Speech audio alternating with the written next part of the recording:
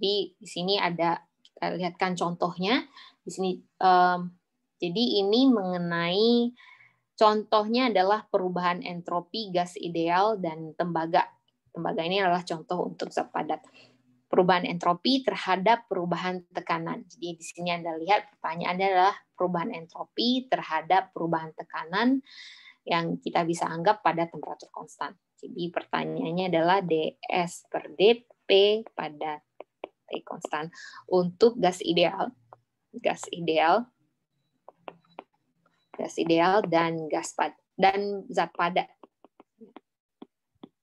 Ini adalah pertanyaannya ada 2. Nah, untuk gas ideal, nah pertanyaannya dsdp pada saat T konstan. Nah, ini kita kembali lagi ke persamaan Maxwell. Jadi kita lihat dsdp pada saat T itu ada di mana? dsdp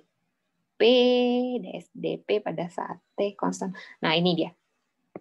Ya, itu diambilnya dari energi bebas Gibbs sehingga ds.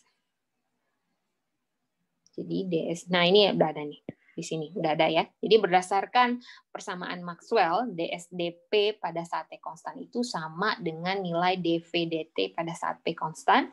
Sedangkan untuk gas ideal, jadi gas ideal itu adalah PV sama dengan RT. Kalau kita cari dv per dt-nya, kalau kita cari dv per dt pada saat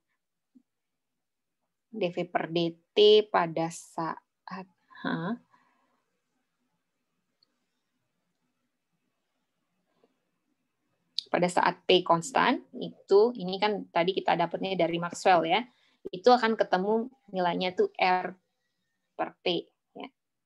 Jadi tinggal kita masukkan ke sini. Nah, karena pertanyaannya adalah berapakah perubahan entropi. Jadi yang ditanya itu adalah ds kalau dia mengalami perubahan tekanan. Jadi di sini dikasih tahu ada perubahan tekanan dari 1 atm ke 10 atm. Berarti dari sini Anda bisa, jadi ds sama dengan minus rp dp. Jadi ketemu di sini ya. Jadi di sini sudah ada. Jadi dari sini Anda kalau misalnya mau hitung perubahan entropi berarti Anda harus melakukan integral ya. Jadi R-nya konstan berarti 1/P itu kalau diintegral jadinya ln P2 bagi P1. Jadinya seperti ini. Ya, S2 kurang S1 sama dengan minus R ln P2 dibagi P1. Jadi kalau misalnya terjadi perubahan tekanan dari 1 atm ke 10 atm, maka P1-nya adalah 1 atm, sedangkan P2 adalah 10 atm, maka Anda bisa mengukur berapakah perubahan entropi dari sistem tersebut. Jadi tinggal dimasukkan sehingga Anda mendapatkan angka berikut. Ya. Jadi ingat ya, ini ATM. Jadi ATM ini perlu Anda rubah ke joule. Ya. Ini, jadi nanti dicoba hitung-hitung ya. ATM ini harus Anda rubah ke angka, mana nih? Ya, ATM itu harus dirubah ke angka Newton per meter square. Biar dapat angka joule per mol Kelvin ini. Jadi Anda harus lakukan sedikit konversi unit ya. Oke, nah ini contoh untuk gas ideal. Sekarang kita lihat untuk tembaga. Jadi sama tadi pertanyaannya adalah ini, terus ini adalah untuk dv/dt itu adalah untuk ininya persamaan Maxwell-nya. Jadi untuk sedangkan kita tahu tadi awalnya kita sudah didefinisikan bahwa alfa V ekspansi zat padat, koefisien termal ekspansi zat padat untuk volumenya itu sama dengan nilai ini. Jadi Anda bisa mensubstitusikan nilainya ke sini. Jadi dv/dt pada saat T konstan itu sama dengan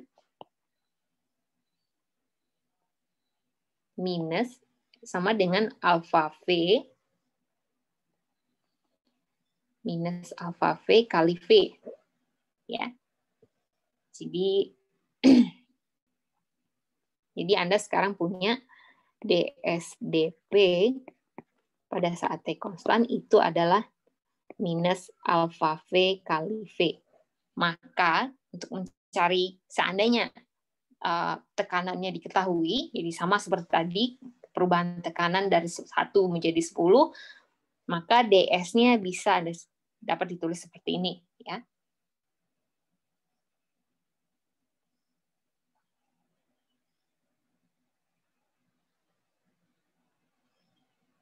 Maka delta S-nya adalah delta S-nya sama min alfa V P2 dikurang P1. Ya. Jadi didapatlah ds-nya adalah min 9 alfa V kali V. Nah, sekarang dari sini Anda hanya perlu mengukur nilai alfa V dan V. Jadi tadi kita sudah punya tabel, ada alfa L, itu nilainya segini. Alfa L tadi kita punya tembaga, ini kok nggak ada tembaga di sini. Tembaga ya? Oh, nggak ada di sini. Tembaga. Jadi nggak ada, jadi ini bisa Anda cari, nanti biasa dikasih, kalau ujian pasti dikasih ya. Jadi ini alfa L diketahuinya tuh untuk tembaga 17 kali 10⁻⁶ per Kelvin. Maka untuk alfa V itu tinggal ini dikali 3, jadi ketemu alfa V. Sedangkan volume molar, tadi sudah kita juga bahas di sini ya, volume molar. Volume molar itu berat molekul dibagi berat jenis. Jadi tinggal dibagi berat molekulnya tembaga, bagi berat jenis. Nah, tembaga itu C. Tembaga itu CU, kabar. Ya, tembaga itu CU, lupa saya. Ya. Jadi tadi ya kita ulang lagi, molar volume adalah berat molekul atau molecular weight MW dibagi berat jenisnya ini. Jadi Anda bisa ketemu volume molar. Jadi sekarang untuk mencari DS, Anda tinggal masukkan min 9 dikali alfa V dikali V. Jadi ketemulah ini ya, Anda masukkan, dan ingat tadi sudah saya sampaikan untuk dapat hasil dalam joule mol per Kelvin, Anda perlu melakukan konversi unit dari ATM ke Newton per meter kuadrat, supaya Anda punya hasil dalam angka joule. Jadi di sini Anda bisa lihat bahwa